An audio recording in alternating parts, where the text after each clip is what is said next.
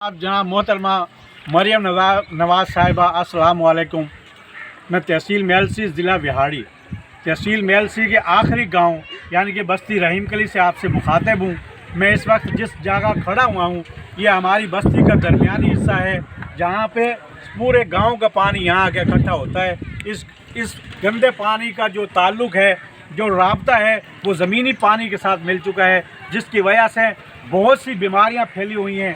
उन बीमारियों की वजह से मेरे साथ ये मेरे भाई खड़े हैं अब्दुल खालिक, ये भी बीमार हैं।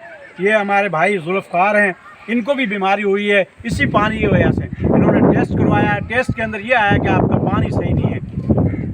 और तकरीबन 70 साल से यहाँ के तहसील मेलसी के जो सियासतदान हैं उन्होंने इसके ऊपर सियासत की है, और हमारे गांव के जो सरमायादार हैं वो सिर्फ एक तमाशा करते हैं, और इस तमाशे के ऊपर हर 5 साल के बाद सामने आके खड़े हो जाते हैं कि वोट तुसी उन्होंने नहीं देना, मैनू देना है, ये कह करके हमसे वोट ले लेते हैं। और आज तक हमारा ये काम नहीं हो सका। हमारे आबा व अजदाद कब्रों में चले गए, हम भी इंशाल्लाह चले जाएंगे, लेकिन ये 70 साल से ये काम जो है वैसे कि वैसा पड़ा हुआ है। अब इस मुल्क का जो सरमाया है, जो दौलत है, वो सुथरे पंजाब के नाम से और कई किस्म के नाम लेकर के ज़ाया हो रही है, लेकिन यहाँ पे हमारी बस्ती में सुथरे पंजाब का भी कोई काम नहीं है, और ना ही मरियम साहिबा आपकी तरफ से कोई ग्रांट आई है, ना कोई हमारी तरफ कोई बात सुनता है। सिर्फ 5 साल के बाद आते हैं और अपनी सियासत चमका कर वापस चले जाते हैं। तो मेरी आपसे मोहतबाना गुजारिश है कि हमारी बात को भी सुना जाए, हमें भी फॉलो किया जाए। हम भी इस मुल्क के बाशिंदे हैं, क्या इस मुल्क के अंदर हमारा हिस्सा नहीं है?